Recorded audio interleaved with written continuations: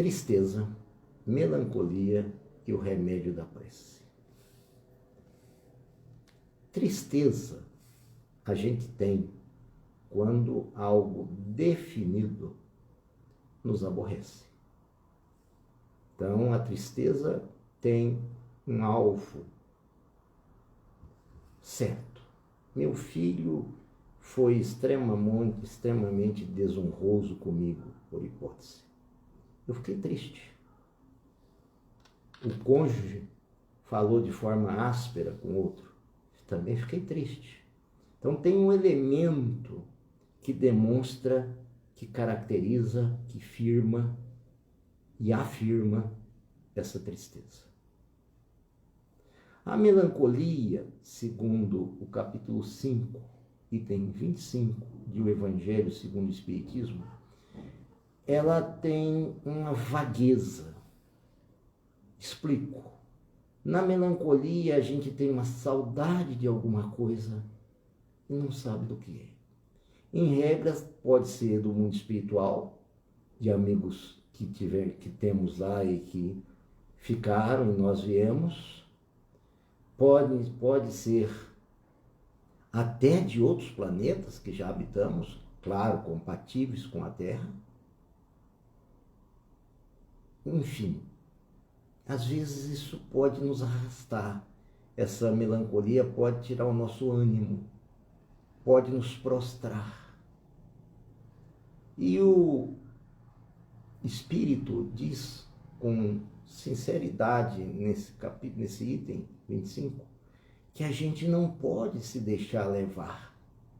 A gente tem que fustigar, quer dizer, tem que enfrentar esse momento que a gente está melancólico. Por quê? Porque diz ele, assim que você terminar a sua encarnação, você será abraçado, você será agraciado por aqueles que você tenha deixado no mundo espiritual. E se você fracassar, você não conseguirá isso. Então a melancolia, ela tem esse quê de nós não sabermos de onde ela vem, por que estamos assim. É muito comum ouvirmos e acontecer conosco mesmo no dia a dia, dizer, está tudo muito bem, a família vai bem, tudo está bom, mas eu estou assim, melancólico, eu estou para baixo. Então, esse lado indefinível da melancolia é que mostra o que é melancolia. Se for definido, é tristeza. E Freud, em Luto e Melancolia, num trabalho dele, ele classificou muito bem. Ele falou que o luto, a gente tem um alvo. A gente fica de luto porque perdeu alguma coisa. E ele diz, na melancolia não se sabe o que perdeu. Olha, Freud falou exatamente o que está no item 25 do capítulo 5 do Evangelho segundo o Espiritismo. Mas nós temos que tomar cuidado com a melancolia, cuidado com a tristeza. Por quê? Porque ambas, tristeza e melancolia, podem evoluir para um traço psicológico negativo, patológico, doentio. Explico. O excesso da tristeza, o excesso da melancolia pode gerar depressão. E a depressão necessita de tratamento médico, psicológico, espiritual, também no campo do exercício físico, enfim. É bem amplo, é bem multidisciplinar o tratamento de um processo depressivo. Então, podemos fazer um antídoto com o espiritismo na tristeza e na melancolia. Na tristeza, olha, esse meu filho está muito desaforado comigo. Senta com ele, pontua com ele aqueles pontos que você acha que ele deva mudar, mas não esqueça que seu filho não é seu filho. Seu filho é um espírito.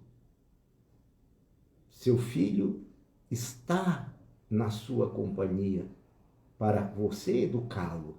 Mas não esqueça que se você fez tudo o possível por ele, daí para frente é com ele. Muitos pais querem colocar os filhos numa redoma pro resto da vida, fazendo com que eles não sofram, não sejam sempre protegidos. E esses filhos, quando tiverem o primeiro não da vida, geralmente mata aquele que lhe disse não. Então, se nós, como diz Hermínio de Miranda, entendermos que nossos filhos são espíritos, e um livro magnífico dele, nós não vamos ter uma tristeza exacerbada. Claro que nós vamos ficar tristes. Ninguém aí vai dizer, eu adoro quando meu filho, me é deseducado. Aí já seria um problema de psicose da nossa parte. Ninguém vai falar, como eu gosto de sofrer com os brados contra mim do meu esposo ou da minha esposa. Aí já seria um masoquismo, uma estrutura psíquica doentia. Lógico que ninguém gosta disso. Mas entendendo que as coisas, já falei que a tristeza tem um alvo certo. Entendendo que as coisas são passageiras, sejam as palavras ruins endereçadas a nós, sejam as coisas materiais que venhamos a perder, isso tem um efeito transitório, naturalmente que nós vamos sofrer muito menos, a nossa tristeza vai ser muito mais leve, vai ser uma tristeza normal. Não podemos deixar que ela seja patológica. Eu perdi todos os meus bens, agora o que será de mim? Será de você o que é você. Os bens não são você. Conta-se uma história muito interessante, que um homem muito rico no estado de São Paulo, uma fazenda de café, perdeu tudo. A safra, perdeu tudo. Foi um desastre. E ele chegou até o farmacêutico, que era seu amigo, e pediu um remédio. E o farmacêutico percebeu claramente que ele queria aquele produto químico para suicidar-se. E o farmacêutico disse, olha, eu te dou um endereço e você vai a Ituiutaba, e se você não vier para cá com outro pensamento, eu não vou te vender esse remédio, eu vou te dar esse remédio, que serviria como veneno. E deu o endereço para ele, ele foi para Ituiutaba, e quando ele para exatamente no número do endereço, ele escuta uma gostosa de uma gargalhada.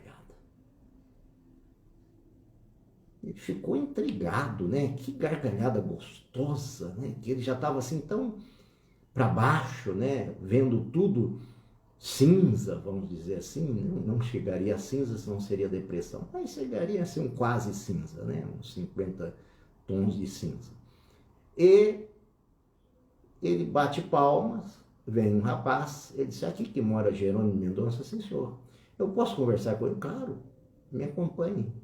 Ele acompanhou, chegou lá, viu o Jerônimo Mendonça, em cima da cama, como ele era de praxe, uma cama ortopédica, cego, com um peso em cima do coração, da região cardíaca, por conta da dor incrível que ele tinha de uma angina pectoris, e etc.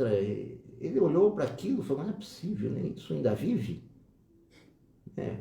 Algo assim no imaginário, E disse, o senhor que é Jerônimo Mendonça? Sim, senhor, à sua disposição.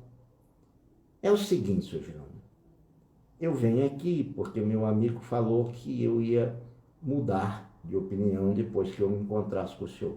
Eu perdi tudo. Olha a frase. Ele estava em profunda tristeza.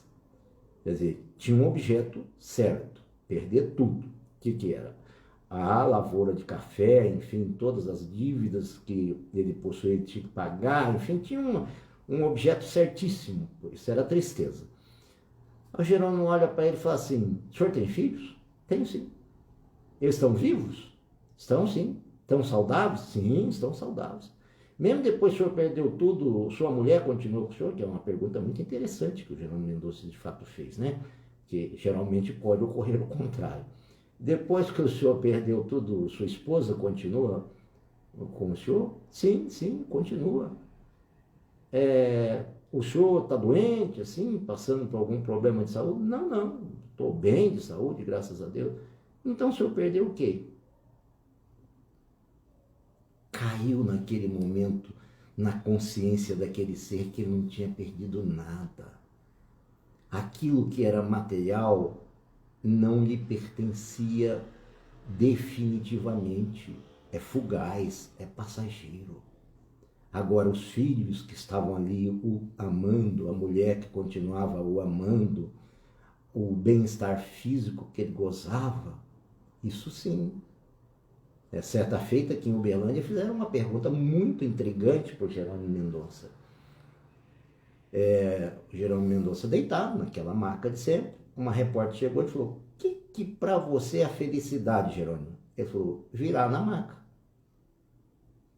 Para ele, o mais feliz naquele momento era poder virar, poder ter a movimentação mínima para virar na maca. Às vezes, então, essa nossa tristeza, a gente maximiza a tristeza. A gente põe uma lente de contato, uma lente de aumento nessa tristeza. O mosquito vira um elefante. Os pensamentos pessimistas são absurdos. Ai, porque comigo nada dá certo, porque, sabe, tudo que eu faço dá errado, porque... Ou seja, pegando uma suposta tristeza. A tristeza vai refletir em nós o quanto de valor nós demos a ela. Isso que é muito interessante.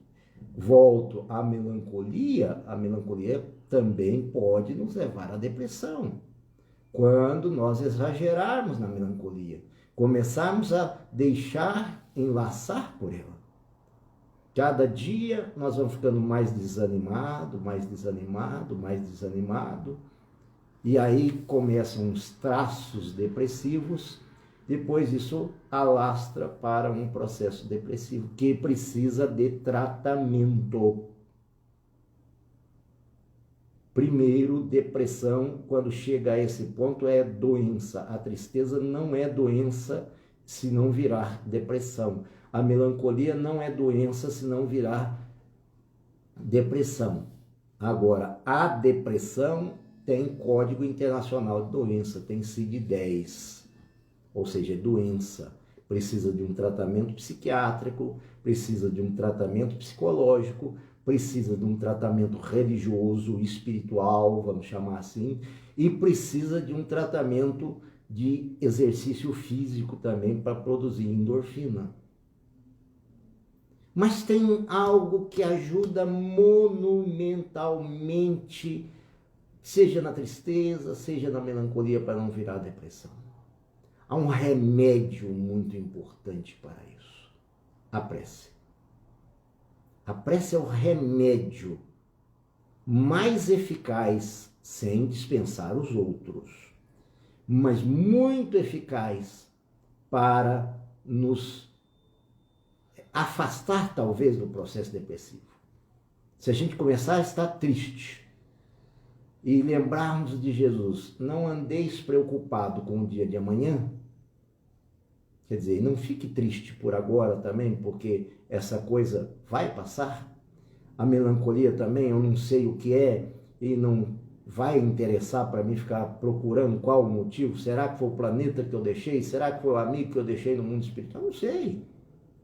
Se nós realmente usarmos a oração, conversarmos com Deus, como está em O Livro dos Espíritos, a importância, também está em o Evangelho, segundo o Espiritismo, capítulos 27 e 28, vale a pena por toda a sua leitura, questão 658, 659, seguintes de O Livro dos Espíritos, que fala da prece, que fala que na prece nós podemos conectar com Deus, e através da prece nós podemos louvar, que é admirar essa beleza que é o universo, o nosso planeta, nós mesmos. Eu ainda falava para minha noiva minutos atrás, uma mãe grávida, ela sustenta a vida do filho. A minha nora teve Covid, grávida, ela sustentou a sua própria imunidade e a imunidade da bebê.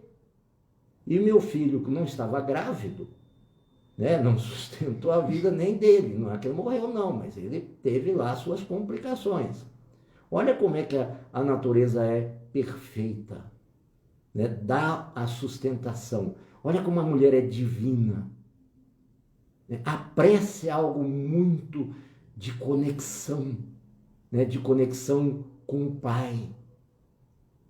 No geral, a gente percebe que as mulheres têm mais facilidades de fazer prece do que os homens. Os homens são mais embrutecidos às vezes, são mais ânimos, como diria Jung, menos ânima, ou seja, mais autoridade, mais, né, impositivo. A mulher é mais receptiva, mais caritativa. E a prece precisa dessa docilidade para funcionar, porque senão a gente não consegue jamais louvar a beleza de um grão de areia a um grande astro. A gente não louva nesse sentido, a gente passa sem perceber, né? Aí como é que nós vamos fazer uma prece se nós nem sabemos o que nos rodeia, o que nos é belo?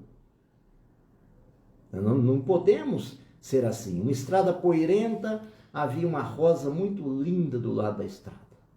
Vem a primeira mulher e diz assim: nossa, que rosa linda. Pensa só, alguém amando tiraria essa rosa para colocar no cabelo da mulher amada. Aí vem uma outra e diz: nossa, que rosa linda. Essa rosa realmente mostra o tanto que, embora poeirenta essa estrada, ela embeleza esse lugar. Aí vem um materialista, dá um chute na rosa e diz: para que ficar uma rosa tão linda dessa em contraste com um lugar tão belo? Esse indivíduo não estava em sintonia com a natureza, não sabia louvar. Se não sabe louvar, é um dos elementos da prece. Não tem como ter prece sem louvor, sem agradecimento, né? Então, sem reconhecimento. Então, nós podemos, através da prece, louvar, podemos agradecer, né? Agradecer não só por aquilo que temos, agradecer principalmente pelo que não nos foi dado, porque se nos fosse dado, talvez seria um desastre. Ai, como eu queria ganhar na loteria, por exemplo. Aí joga, não ganha. Poxa vida, Deus não escuta minhas preces. Imagina se esse ser, numa vida anterior, foi um pródigo, um cara que gastava dinheiro desmedidamente. Repetiria a perda da reencarnação. Olha só que interessante. Então, agradecer a tudo. O que deu certo e o que não deu certo, porque no fundo tudo deu certo. Tudo está certo. Em termos de lei divina, Deus é bom, justo, misericordioso, onipotente, onipresente, onisciente. Então está tudo certo. Ah, mas então, Emerson, para que fazer uma prece se está tudo certo? A gente não precisa então pedir, que é outro elemento da prece. Eu não preciso pedir, Deus sabe de tudo.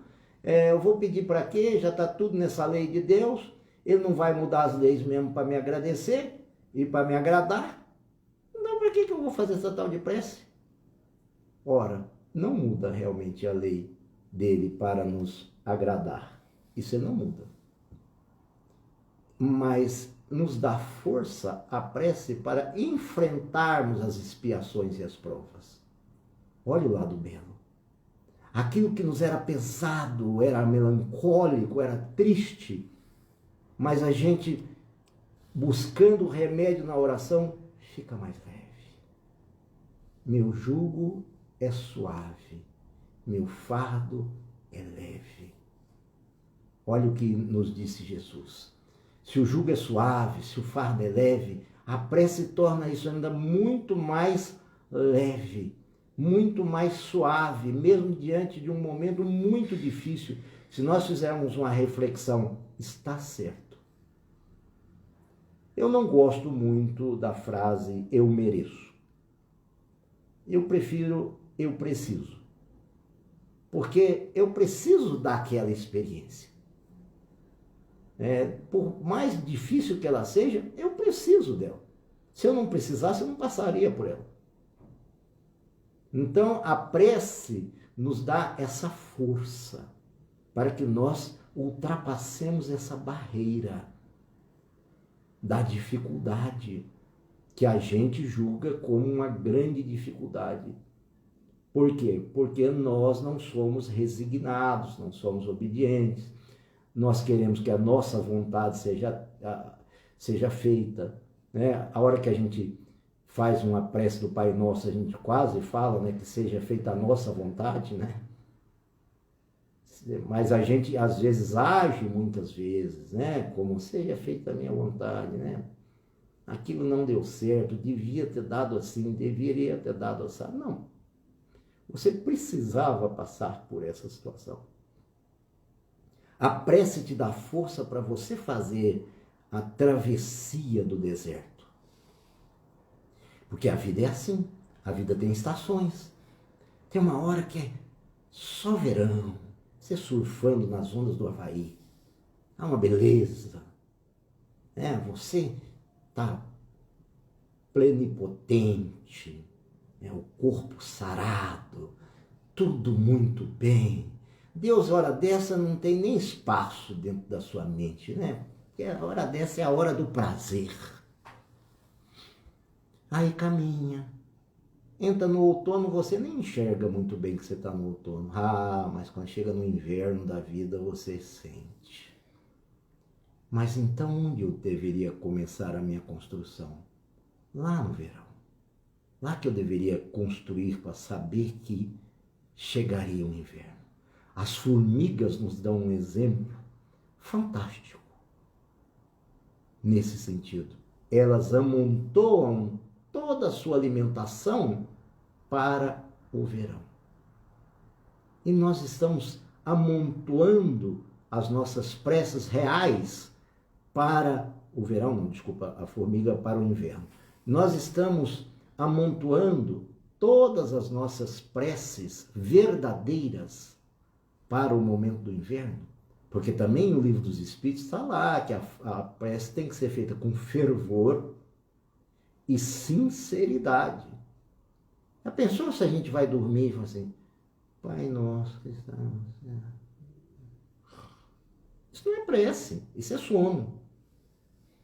Isso é alguma coisa maquinal que a gente inventou para não ficar em débito, supostamente com a divindade, a gente faz essa oração de faz de conta. A prece tem que ser fervorosa, a gente tem que acreditar naquilo que a gente está pedindo. A gente tem que realmente mover as fibras da nossa alma. Isso é algo que me vem também em mente, uma outra história muito interessante. Lá numa cidade, lá numa região do Nordeste, lá faz muita seca. Tinha-se muita seca. E o padre, naquela paróquia local, falou, vamos fazer uma penitência? Vamos carregar todo mundo uma lata d'água na cabeça, qual aquela música, né? Uma lata d'água na cabeça e vamos até um ponto tal, um ponto distante da cidade. Aí as mulheres foram, os homens foram com a lata d'água na cabeça. Aí chegou num determinado local, não choveu. Aí todo mundo acusou o padre, né? Aí, seu padre, não adiantou, não choveu. Ele falou, quem trouxe o guarda-chuva? Ou seja, ninguém ali estava de verdade, de coração, acreditando que aquilo ia dar certo. Como é que dará certo se a gente não acreditar? Se a gente não tiver fé sincera, como fala o Livro dos Espíritos? Então, a prece, ela pede de nós esse fervor, essa sinceridade. Podemos e devemos fazer prece pelos mortos? Também está aí no Livro dos Espíritos? Claro que sim. Ah, mas eles já morreram, como é que essa nossa prece vai atingi-los? Toda emanação que fazemos aqui, toda voz que fazemos aqui, é como se estivéssemos dentro de um oceano. Todo movimento que fizermos vai repercutir, vai reverberar naquele oceano, porque nós vivemos imersos no fluido universal. Então eles estão apenas noutra dimensão, mas recebem de nós as preces, bons pensamentos e os maus pensamentos. Então vamos fazer bons pensamentos. O pensamento é uma prece, também diz o Livro dos Espíritos. Então vamos olhar o que nós estamos pensando, porque nós estamos fazendo prece às vezes sem observar. Olha, aquele sujeito, aquela mulher tal, olha os pensamentos, olha o tanto de prece que eu estou fazendo negativamente, porque prece, o pensamento é prece, o pensamento é vida. Então é muito interessante a gente se perguntar qual é o grau do que estamos pensando. E devemos então fazer prece por esses mortos? Claro, primeiro porque eles não estão mortos, estão apenas em outra dimensão. Segundo, porque chega a eles essa nossa prece. Terceiro, porque Jesus disse que era para amarmos uns aos outros. Aliás, por isso que certos teólogos dizem que não adianta fazer prece por morto, porque o morto não tem ligação com o vivo. Essa tese cai por terra quando a gente lê com os olhos de ver e os ouvidos de ouvir essa frase de Jesus: amai-vos uns aos outros. Eles continuam como nossos irmãos. Só mudaram de domicílio, só tiraram aquela roupa e vestiram outra. Né? Quer dizer, permaneceram com seus perispíritos. Então, a prece por eles é muito bem-vinda. Imagina nós quando chegar a nossa vez. Quando alguém fizer uma prece por nós, vamos falar: puxa, estão lembrando de mim. Olha que coisa boa. Né? Como fulano gosta mesmo de mim. Está lembrando de mim. Quer dizer, dá um estímulo, dizem os espíritos, até para que eles não vão para o caminho do mal. Porque às vezes o espírito não é tão evoluído, desencarna, vai para uma região menos, digamos assim, mais agreste. Né? O pessoal diz que o umbral é úmido e quente, isso é o Mato Grosso, tá? Só ir lá no Mato Grosso você está no umbral, então não precisa nem preocupar. E às vezes o sujeito está lá, ele está muito triste, muito melancólico, e você faz uma prece por ele se sente extremamente estimulado, ele também, por sua vez, faz outra prece para que ele seja atendido. Um bom espírito que estava ali só esperando esse momento já o atende. Olha a corrente do bem que você pode estabelecer. Olha como é o remédio de tudo a prece. O melhor remédio para a tristeza, para a melancolia, naturalmente é a prece.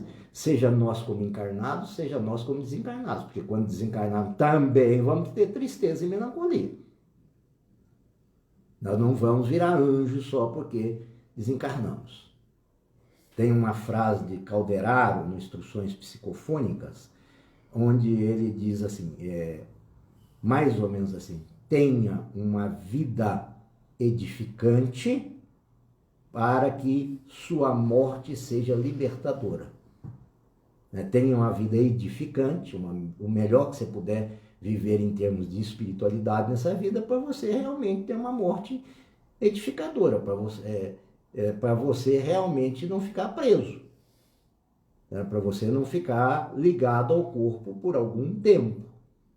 Algum tempo que pode ser algum tempo. Então, a prece também já vai nos preparando até para o desencarne. Porque a gente vendo tudo isso, aprendendo a fazer prece, entendendo que isso tudo o produto daqui é impermanência, tudo aqui passa, nada aqui é permanente. O princípio daqui é a impermanência. O que vai acontecer? Você já está se preparando para o desencarne. Está se preparando para continuar fazendo prece depois de desencarnado. Pedir ajuda, porque a prece nada mais é do que um pedido de ajuda. Quando você pede ajuda para um outro espírito que você não conhece, mas que o fulano falou agora na pandemia, está muito isso, digamos, em voga. Peça ajuda para minha mãe, Dona Dorinha da Silva. Você pede ajuda para Dona Dorinha da Silva com todo o seu coração. Isso chama intercessão. A intercessão é feita através de uma prece. E nós, lá no mundo espiritual, o que nós mais vamos precisar é de intercessão. Se não fosse a mãezinha do André Luiz que intercedeu por ele, a coisa ia complicar. Então vamos aprender a ser pessoas que faz prece para si mesmo, que faz prece para os outros, encarnados e desencarnados, e que também aprende a fazer prece intercessória. Esse é o remédio para evitar a tristeza e a melancolia. Vou dar um tempo para que eventualmente alguém queira fazer algum comentário, que esse é meu modo de agir, e se não, nós encerraremos a nossa live. Eu esqueci da prece inicial, e sempre que eu fui falar de prece, tá? Virgínia, é assim. Mas olha, é um tratamento espiritual, eu espero que eu tenha dado todo o meu coração para vocês, tá? E essa coisa é meio complicada para mim às vezes. A vontade de ter vocês aqui, a vontade de compartilhar com vocês me fez esquecer, né, a prece inicial. Mas sinta tudo o que eu falei para vocês do fundo do coração como uma prece inicial. Se eu der conta de isso ser tido como prece inicial, eu estou feliz. E é uma sessão de tratamento, né, que a Casa de Kardec tem.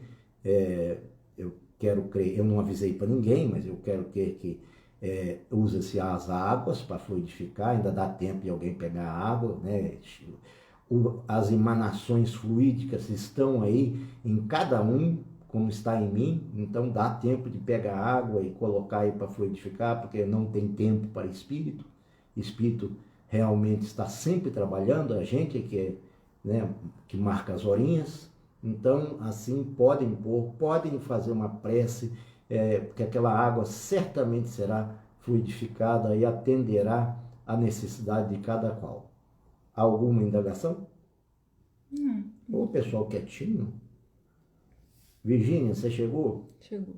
Chegou, Virgínia, que bom. Eu quero agradecer a oportunidade, na pessoa da Virgínia, que me convida para vir à Casa de Kardec. Quero pedir minhas desculpas à Virgínia por sempre me chamar a atenção esse tema que foi hoje. Eu realmente esqueci da prece, mas disse a todos e reitero que a minha fala foi de coração e eu debito isso como uma prece, pelo menos como uma prece inicial. Tem uma pergunta. Pois não. A Daniela Rosas. Oi, Daniela. E quando, apesar dos nossos problemas, mesmo grandes, não sentimos que somos dignos, pois temos tanto e tantos problemas no mundo? Bom, esse é um problema, é uma pergunta interessante. Um problema é grande, Daniela, dentro da nossa visão. Às vezes, para nós, um problema é muito grande, para o outro, aquele problema é menos grande. Mas vamos supor que seja, na sua visão, um problema grande. Mas sempre somos dignos, Daniela. Nós temos que tirar essa ideia de baixa autoestima, que é uma ideia que a gente traz, às vezes, de religiões do passado, de outras vidas, inclusive. Tá? Onde se impunha um medo, onde, olha, nós não poderíamos agir assim no assado. Nós somos dignos, nós somos filhos de Deus. Dentro de nós tem a essência do Pai. Nós somos os herdeiros do universo, ou dos universos, como diz hoje a física quântica. Como é que nós somos pequenos? Pensa nisso, mulher. Sabe? Imagina só, temos o selo de Deus. Somos herdeiros dos multiversos. Olha só, quando a gente estiver diante de um problema, vamos parar e falar, olha, eu não sou filho do padrasto. Tá? Não estou falando que padrasto seja problema. Eu sou filho do Pai. Eu sou o construtor do meu destino. Ele me dá todas as ferramentas. E eu pertenço ao universo, sou um ser cósmico. Aí o problema já diminui, Daniela. Você pode ter certeza absoluta que o problema que era grande... Vamos supor que eu estou com câncer nesse momento. Ai, meu Deus. E meus dias estão contados, e etc. e tal. Aí eu paro e penso, Pai, esse câncer que o Senhor permite que esteja em mim, que eu mesmo o causei, está depurando o meu espírito. É através dele que eu vou poder, numa outra vida, ser sádio. Maria Dolores tem um poema chamado Gratidão, Daniela. Leia-o, por favor. Aquele poema é algo assim, para mim, impagável, tá? E mostra para nós assim que, ainda que a gente tenha só um cachorro, mas às vezes nós não temos nenhum cachorro, mas nós temos Deus para nos amparar. Leia depois esse poema e traga esse poema sempre na sua cabeça, em qualquer momento da sua vida. Seja esse ponto um norte para ela. Mais alguém? Muito obrigado, Daniela, pela oportunidade. Uma pergunta, não tem mais não. Perguntas não? Bom, então vamos fazer uma prece final, como deveríamos ter feito. Todo mundo que tiver com a sua aguinha aí, tenha certeza que essa água já está sendo fluidificada. Vamos pedir agora por todos nós que entendamos que somos filhos do Pai, todo amor, toda justiça, toda bondade, toda misericórdia. Vamos pedir pelos nossos entes queridos, que o melhor lhes aconteça dentro da lei divina. Vamos pedir por estes inúmeros irmãos que estão hospitalizados ou não, sentindo as dores da Covid. Que eles possam ter em mente, muito firme, que nunca estarão desamparados, que sempre serão guiados pelo Pai. Vamos pedir por aqueles que estão nas UTIs, que estão nos leitos de hospital, sem visualizar esses momentos deles, apenas mandando vibração para esses locais, para que eles possam, de acordo com a lei de Deus, da misericórdia, do merecimento, receberem o melhor, que certamente assim será. Vamos pedir por aqueles que desencarnaram e talvez estejam atônitos, revoltados, sem entender nada, que eles parem e pensem na tristeza que está dentro dos seus corações, na melancolia que pode estar rondando também os seus espíritos, que eles pensem em Deus e façam uma prece verdadeira para que Deus, através de seus prepostos, possa ajudá-los. E aí eles serão levados para os hospitais espirituais de tratamento e com isso se tornarão incontestavelmente melhores. Portanto, agora, por fim, lembrando da nossa água que está sendo fluidificada, que já foi fluidificada e agora mais ainda por esse concurso da prece, que ela receba toda a magnetização possível, que os bons espíritos que cuidam dos trabalhos da casa de Kardec, uma casa voltada ao bem, ao tratamento, à espiritualização do ser, que essa água possa também promover todas as melhoras espirituais, físicas, psíquicas, naqueles que venham a usá-la. Que assim seja. Obrigado, Senhor.